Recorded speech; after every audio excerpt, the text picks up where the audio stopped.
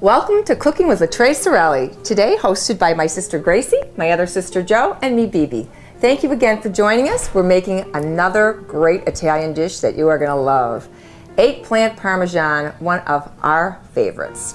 So we've got several steps, but last week we showed you how to make the seasoned breadcrumbs because that was sort of a prelude to what we're making now. Okay, so you use that. Right, and a couple weeks ago we did the tomato sauce, which is also something, as we said in that show, you can go ahead and freeze some sauce and put it away for when you need to make a recipe, and this is a perfect opportunity. Right, exactly. And it works so well because this way, we're just trying to show you how you can interuse things to make it simpler for you because, let's be honest, who has time to cook and do everything all the time? Everybody's Absolutely. busy. Right, okay. So what we're going to start with is, first thing you're going to do is preheat your oven. Okay, so you can turn your oven on to 425 because it does work best if your oven is preheated.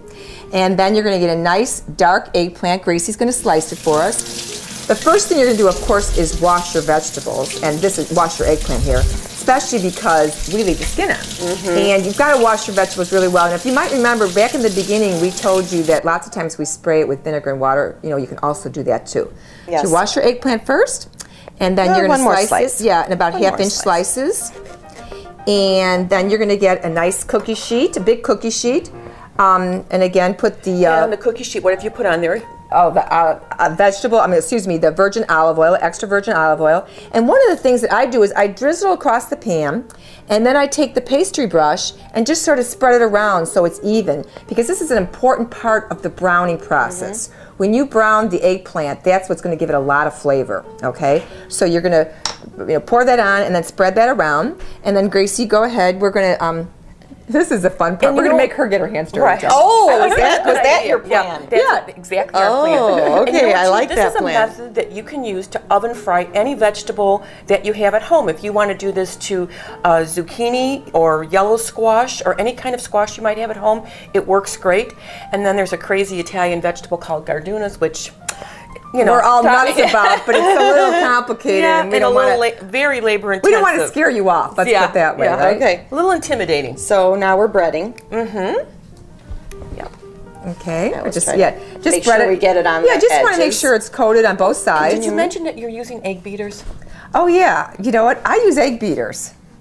And Oh, you do? Yeah. Oh. I use egg beaters all the time. Now you don't. I don't usually, but that's interesting. Why do you do that? Why do you do it, Jo? well, first of all, they're healthier for you. And my son, who loves to cook, has said to me, and he's pretty much of a purist, he doesn't like to use substitutions. But in this particular case, he said for some reason, egg beaters he thinks works better than... Well, they're more consistent. Well, that's probably, and the consistency is better when you're trying to dip them for breading purposes. Okay, then we're going to take a little of the olive oil. Now remember, the pan's already coated, and then we're going to just pour a little bit across the top here, okay? We just drizzle it a little bit, okay? It's really amazing. You use so much less oil this way than if you were doing pan frying. Yeah. And it's so easy because you can do quite a bit at one time. Yeah, we used to fry them, and part of it too, that the pan starts to smoke a little bit. It's like a sponge. It Yes. just soaks up the oil. And you don't have that problem at all when you do it like this, okay? So then we're going to pop these in the oven, and we cook them at 425. Okay, so then you're going to bake them for 15 minutes, and then you're going to take them out, turn them over. They're going to be nicely browned. You want to brown them on the other side, and you're going to end up with a product that looks just like this. Now, I'll tell you something. That looks wonderful. You could eat them just like that. And I sure can. And I'll be honest with you, I've grabbed a couple when we've been working. But that's what they're going to look like when they're done. And when you take them out of the oven, they're going to be nicely brown. If you don't like them quite that brown, you don't have to make it that way. But this is part of what makes it nice. And then when you make your eggplant parmesan, the whole dish really holds together nicely. You don't want everything to fall apart and just make a big sloppy mess. You want it to have some body to it, okay? So once we're done with that... Okay, we've already coated our baking dish with no stick spray. And then what we're going to do is put a layer of sauce down. And you don't have to do too much. As you said, this is one of the sauces we made earlier. Oh, it smells good, doesn't it? Oh, yummy. It looks wonderful. Yeah. Just spread it around a little bit. Yeah. I think that's enough, don't you? Sure, definitely. Okay. Yeah. All right. Okay. Go ahead, B. All right. So then now we're going to take this and we're going to put layers of the eggplant. Okay. Go ahead. Go ahead. Do some of that. Okay. So we'll put that in, and just put whatever if they overlap too, it's okay, I was gonna guys. say we have yeah, I little overlap empty a lot. holes here. Yeah, I usually overlap. I'd rather not have a any puzzle. open. There we go. Yes, Okay, exactly. good. And then we're gonna put a little more sauce on there. Okay. Now, if you're a heavy cheeseaholic, which some of us are, Yes. I do put a Yes, little layer straight vein of is there. mozzarella in between, but you don't have to. If you want to cut back a little bit, you don't have to. But one of the things about this dish, it's very filling. It's really like an entree. Yes. I mean, you can have it as a side dish, but with all that cheese, you can have it as an entree. Too. Yes. Okay. All right. And now we can put a little bit of cheese on there, just a little. Just this will be in the between because we're going to put another layer. Now you can do as many layers as you want. I usually But maybe sometimes, two.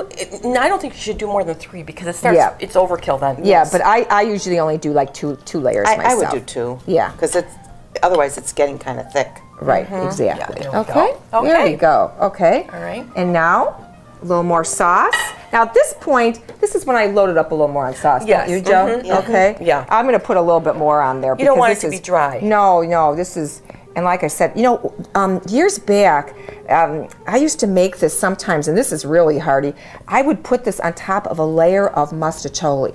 And then, and then bake it, and it would be like it was, talk about a filling dish. Oh my goodness, it was great. But it was mustacholi on the bottom, and the Now you cooked the mustacholi, correct? of course, the mustacholi was pre-cooked. Yes, okay. Like you'd always cook pasta, like if you were going to make mustacholi. Okay. Put that over Then we're there. going to do the Okay. mozzarella. Right, and then we're going to take some, and again, you can use reduced fat mozzarella. You can use regular shredded mozzarella. You can use slices. You could use slices of provolone. This happens to be a reduced fat 4 cheese mix. And I like to use that because it's got lots of flavors in it. And this part, I do go a little heavy on the cheese because Well, all the cheese helps it brown real nicely too. So when you present your dish, it's going to look good because of the cheese. yeah, exactly. Yeah, it's going to. And this is a dish also that you can freeze. So if you're going through the trouble of making one dish, you might as well make a second one, pop it in the freezer, and then sometime you have it, for another meal. Gracie, you want to put Okay. some of this little cheese on there? Oh, yes, Okay. absolutely. Because I know, I was just thinking, I keep saying the word cheese over and over again. You think we like cheese? Okay, I think Yes, we we like like cheese. cheese. The state of Wisconsin. Gracie's thanks us. husband, he's not really a cheesehead, but he's like a cheesehead because he loves cheese. He's not from Wisconsin, but. And then we sprinkle a little bit of that that good enough? Italian cheese on top. Yeah, and then we're going to put this in the oven and we're going to bake this for about 35 minutes.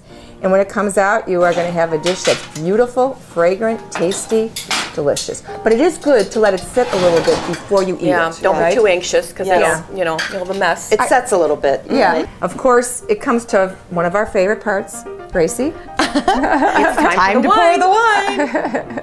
She's really getting good at this, Gracie. I know how to pour a glass of wine. Well, you know what? This wine we chose was a Meritage, which is basically a blend. And this one is a Cabernet and a Shiraz. And there's all different types of Meritages out there. There's sometimes they do Merlot and Cabernet, sometimes Zinfandel and Merlot. So, Oh, that looks here you good. go. This looks delicious. Oh, that looks yummy, yummy. Smells good too. Oh, it does have a good fragrance to Oh, it. yes, really Well, good. first of all, we want to thank you again for joining us. We also want to thank Columbus Foods. They are our sponsor. They are makers of all different kinds of oils, but especially a really good olive oil, which of course we're using today. And it's a family-owned business that has been around for quite some time. Exactly, and we're really thrilled and appreciative that they're with us now. So Gracie, the honors. Cheers. And Mom always said, Cooking is a labor of love. thank you again. Ooh, very good. It is Wow. good. Yummy. I like it. Maybe I'll become as good a wine critic as Joe. As long as you enjoy drinking it, that's all that matters. That's all I think about. Gosh,